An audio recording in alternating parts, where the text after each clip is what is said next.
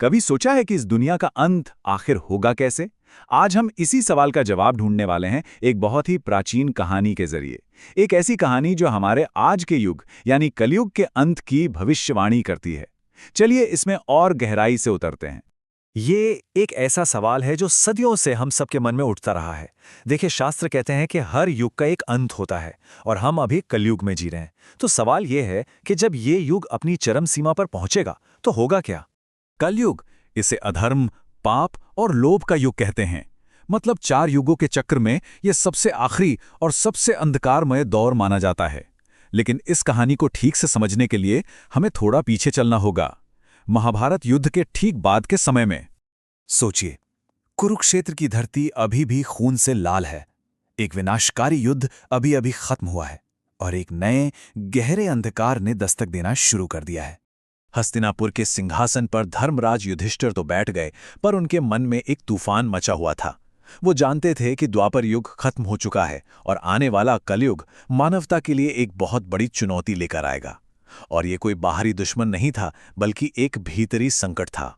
तो इस बेचैनी का हल ढूंढने के लिए पांडव भाइयों ने फैसला किया कि वो उस एक ही व्यक्ति से मार्गदर्शन लेंगे जो भविष्य के राज खोल सकता है।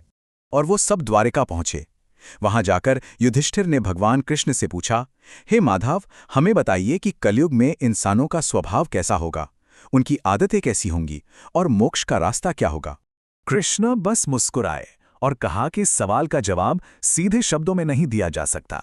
इसके बजाय उन्होंने पांडवों को एक रहस्यमयी खोज पर भेज दिया, ताकि वो खुद अपनी आंखों से देखें कि भविष्य असल में कैसा दिखेगा। कृष्ण की आज्ञा पाकर पांचों भाई अलग अलग दिशाओं में निकल पड़े, जहां हर एक को मानवता के भविष्य की एक अजीब और परेशान करने वाली झलक मिलने वाली थी। वो घने रहस्यमयी जंगलों में चले गए। हर भाई ने कुछ ऐसा देखा जो समझ से परे था, कुछ ऐसा जो आने वाले वक्त की हकीकत को दिखा रहा था। और जब वो सब वापस लौटे तो उन्होंने अपने अपने अनुभव कृष्ण को बताए। तो अब आता है वो पल जब भगवान कृष्ण उन अजीब दृश्यों का असली मतलब समझाते हैं और उन्हें शक्तिशाली भविष्यवाणियों में बदल देते हैं। कृष्ण ने एक एक करके इन संकेतों का मतलब समझाया। युधिष्ठिर ने 2 सूंड वाला हाथी देखा था। कृष्ण ने बताया कि इसका मतलब है कि कलयुग में शासक दोहरी चाल चलेंगे, दिखावा न्याय का करेंगे, पर अंदर ही अंदर प्रजा का शोषण करेंगे। अर्जुन ने एक ऐसे पक्षी को देखा जिसके पंखों पर तो वेद लिखे थे, पर वो मांस खा रहा था। इसका मतलब था कि विद्वान लोग ज्ञान तो रखेंगे, लेकिन उसका इस्तेमाल सिर्फ दौलत और शोहरत के लिए करेंगे और उनके कर्म भ्रष्ट होंगे। भीम ने एक गाय देखी जो अपने बछड़े को इतना चाट रही थी कि वो घायल हो गया। ये इस बात का संकेत था कि माता पिता का हद से ज्यादा प्यार बच्चों को आत्मनिर्भर बनने से रोकेगा, उन्हें कमजोर बना देगा।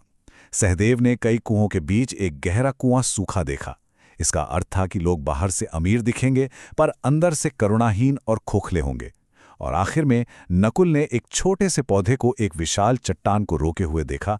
कृष्ण ने समझाया कि यही आशा की किरण है। कलयुग में सिर्फ सच्ची भक्ति ही इंसान को हर बड़े से बड़े संकट से बचा सकती है। लेकिन कहानी यहीं खत्म नहीं होती। गरुड़ पुराण में तो कलयुग के अंतिम चरण के और भी सीधे और भयानक संकेत दिए गए हैं। अब हम कलयुग के उन आखिरी और सबसे डरावने संकेतों को देखेंगे, जो सीधे सीधे सृष्टि के विनाश की तरफ इशारा करते हैं।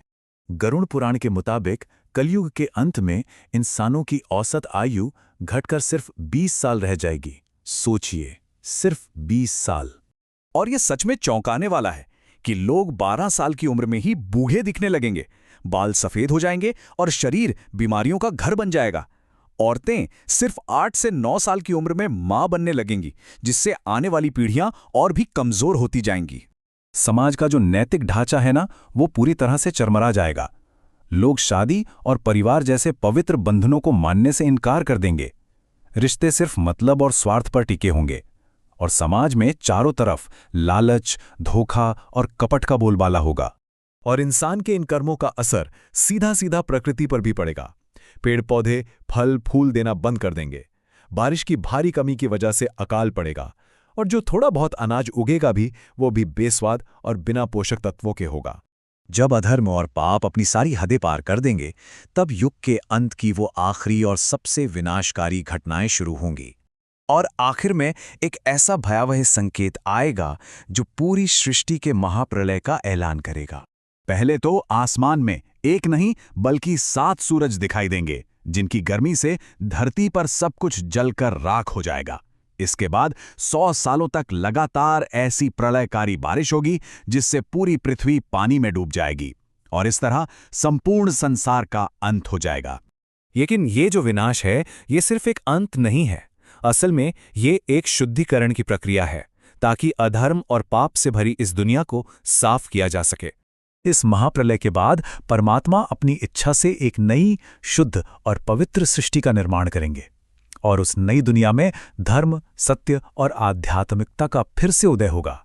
तो असली सवाल ये है, जब वो नई सृष्टि बनेगी तो क्या हम उसमें जगह पाने के लायक होंगे या कलयुग की इन अंधेरी लहरों में ही बह जाएंगे? ये एक सोचने वाली बात है।